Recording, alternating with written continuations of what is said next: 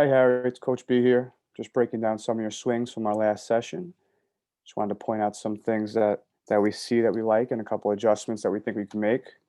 I put it all on I transferred my notes into a document I can send over to you as well, or you could take a screenshot if you want. But it should definitely help as far as the vocabulary and terminology and things like that. Some of the improvements we'll walk through and a couple adjustments here in the bottom. So let's start up here with the improvements. Let me zoom in a little bit so you can read it. Okay, so one of the main things we're talking about in the past few sessions with your swing is a lot to do with the load, right? I think one of the main problems that you're having is related to generating power and getting your timing down in your load. So there's three improvements here I want to focus on, and we'll start with the load. So when we say timing and power, that's the goal of our load, and I'll show you in the video loops in a second. We want to make sure that we're always on time, right? We're not early, we're not late, definitely not late. And then we want to make sure that we're generating power, as the pitch is coming in while maintaining that timing. We talked about avoiding being rushed, right? We thought previously you lacked rhythm, which I've seen major improvements with in the last session. We definitely believe there's more power available. You're naturally, very strong. You have natural power. Ball jumps off the bat when you make solid contact. But we can definitely develop more consistent power in your load. And the question is going to be, where should we would be ge- where should we be generating power, and which body parts, like what part of the body should be generating power? And I'll break it down for you in a second with the swings. We talked a lot about your hands, and I'm seeing improvements as far as your hands are a lot more relaxed, right? Your arms, you're not locking that front arm, that bottom hand over the plate like you were. And you're starting to get that bottom hand, the knob through the zone, leading the way into the pitch, which is where we want to be. So you're doing a great job of that so far in the last few sessions. And then we were very big on the hand path, right? We use the terms high hand path, hands across the chest, right? Avoid dropping the hands. And I've seen already in the video clips I've been watching, you're definitely getting much better at that. We used Jose Altuve in the last video as a comparison, and we definitely like what we're seeing. As far as adjustments going forward, I'll walk through these as well. We want to start in an athletic stance before the pitch is even coming in, right? Your starting point. I definitely think you're standing upright, and we want to avoid being upright.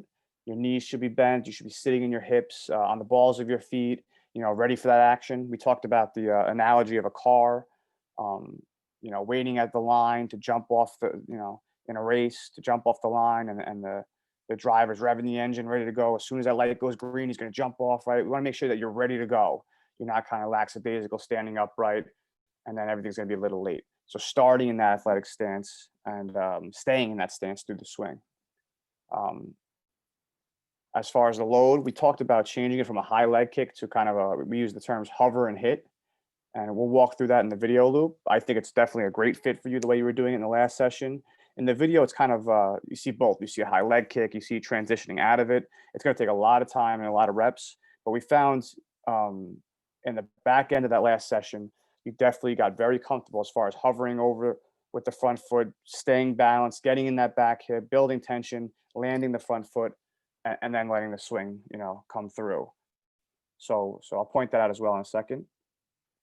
As far as your hands, sometimes your hands are getting back in the position they should be with your bottom hand, left arm across your chest, and your nod to the catcher, ready to launch, ready to go. And sometimes they're kind of rushed and they're not developing all the way, and they're staying inside that back shoulder, which is not giving you enough to come through the ball. And you'll see on some of the miss hits in the video where your hands don't get back fully in the load. I will talk about that as well. And lastly is just your head movement. Sometimes you're locked on, you're starting on the front shoulder, seeing the pitch in, tracking the ball out of the pitcher's hands. We want to finish with our head down at contact and finish on the back shoulder. We call that shoulder to shoulder movement with the head. And you'll see in the video, we actually make that adjustment in the middle of the swings. And I think it definitely helps you as far as seeing the ball. So let me pull up some of these swings, and we'll reference this throughout. And like I said, I could definitely send that over to you as well. All right, so let's start with these swings here. This is in the beginning of the session. We were still going with a high leg kick here, trying to generate in our hips. Let me just optimize this video. Okay, let's watch this loop a couple times here, and we'll keep track. We'll keep track of this of these adjustments as we go. There we go.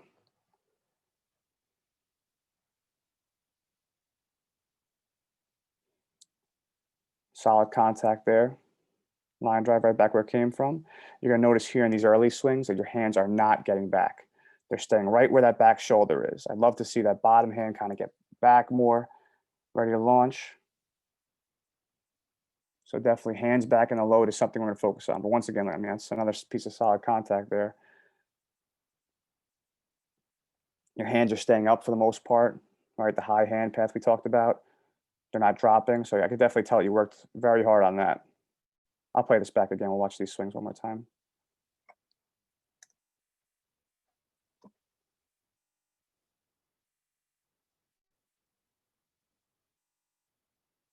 That's a great swing right there. Notice how you're kind of upright though, kind of standing upright. I'd love to see your knees bent a little more, sitting those hips a little more, shoulders over your toes a little more, leaning forward, staying athletic. And you can see your head movement sometimes. As you swing, your head kind of turns upward.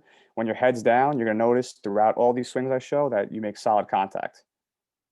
And your head's not really bobbling around. It's pretty locked down, which is great, but sometimes you don't track it in all the way to the barrel.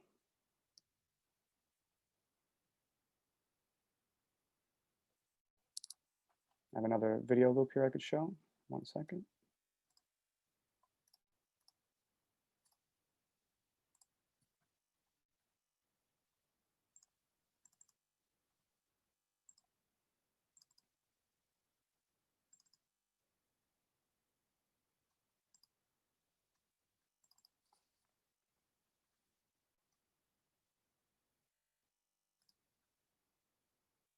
Okay. This was in the other cage towards the back end of the session. Here we go.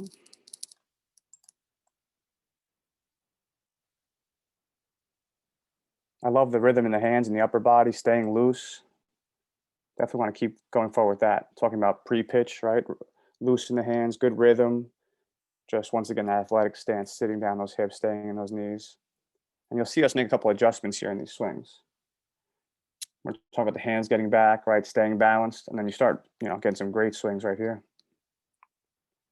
Right there. That's a great shot, right center field. And you notice, let me play that one back. You notice that your hands, after we brought it up, your hands really get back right here. Yeah, it's a great shot.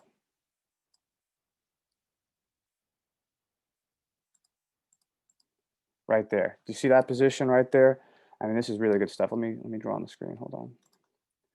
So talking about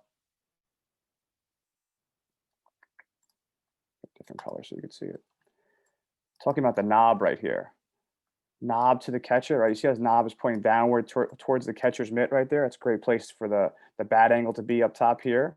That's pretty good stuff. And you see how these hands are back here? Look at this arm across the chest, right? It's not in a V right there. Balancing over your back foot. We'll talk about where the load should be. See how your foot is rotating outward, right? If you stand up on one leg and you try to balance, we don't want the balance point. We want tipping over to the outside. We want you staying on the inside of that foot. But we'll work on that next time, next time we get in the cage. But as far as look at the midline, straight down your body. It's pretty balanced here. From the chin down, center of gravity. That's really good stuff. Head on the shoulder here. Let me play this again. But that starting point right there, that launch position as we call it, it's a great place to be.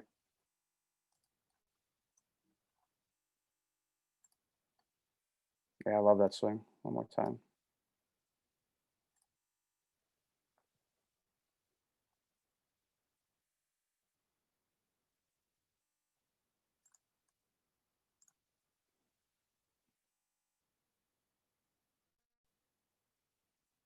I think we're talking here about the head movement, right? Starting on the front shoulder, seeing the ball down to the barrel, point of contact, and you keep your head down here. And some great swings. There you go. You're working on keeping that head down. Look at that. Ball's jumping off the bat, left center field right there. And I know there's a lot going on here, so any questions you have, we'll talk about that later. But major improvements being made in these swings.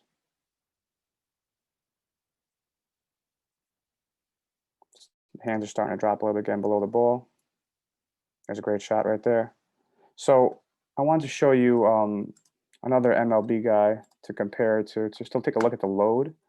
Let me pull it up right here.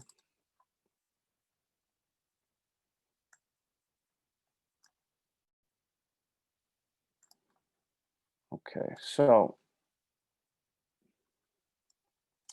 I'll review these in a second. I want to look at Matt Chapman. Go full screen here. Okay. What I want to focus on here is watch his front leg, right? Watch him lifting that leg up. You know, we talked about hover and hit, right? Staying balanced, waiting for that ball to land, getting the front foot in the ground and letting the swing happen. Watch his front foot, watch his front side, his whole load, how he generates power, the timing of it, the rhythm, not being rushed, and also the hands. So watching the load here, take a look. I'll play it a couple times. Beautiful swing. Front side, see him hovering over. As soon as he lands, watch the hands. Hands are back. That's launch position right there. Tension, and then there you go. Knob coming through the ball, head down. Beautiful swing. Look how his whole body stays connected though, athletic. Not standing upright, not starting upright. One more time here, slow motion.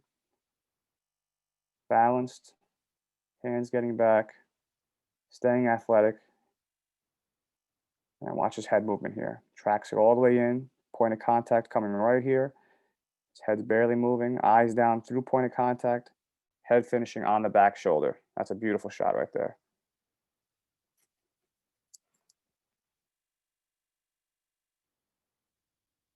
So, you know, from the December sessions alone, we've seen a lot of improvement with your swing. And I know there's a lot of terminology and vocabulary being thrown at you. I tried to put it in a document to kind of help you visualize it. I'll pull it back up real quick to review. But as long as we continue to use the same terminology, same words, same language, you know, I think you'll definitely start to pick up on some of these adjustments, and ultimately your swing will, you know, benefit. So to review right here, we talked about the improvements here. We want to work on our load, continue with our hands and our hand path from the last video and the last sessions.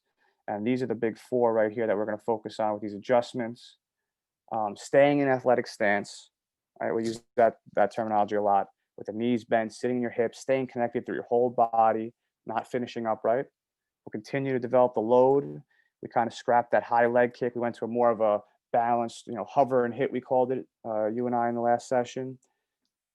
Same thing in the loads, keeping our hands back, right? Not letting them drift forward, not letting them stay stationary, not letting them drop, and then working on the head movement here, shoulder to shoulder with the head, staying locked, minimizing head movement so you can really see the ball off the bat. I can send this to you as well. If you have any questions about any of this, please just send me an email. And the last time you reached out, I get back to you. Here's the contact information once again, and we'll keep working on this. And we'll definitely, I'm excited to work with you again in the next session.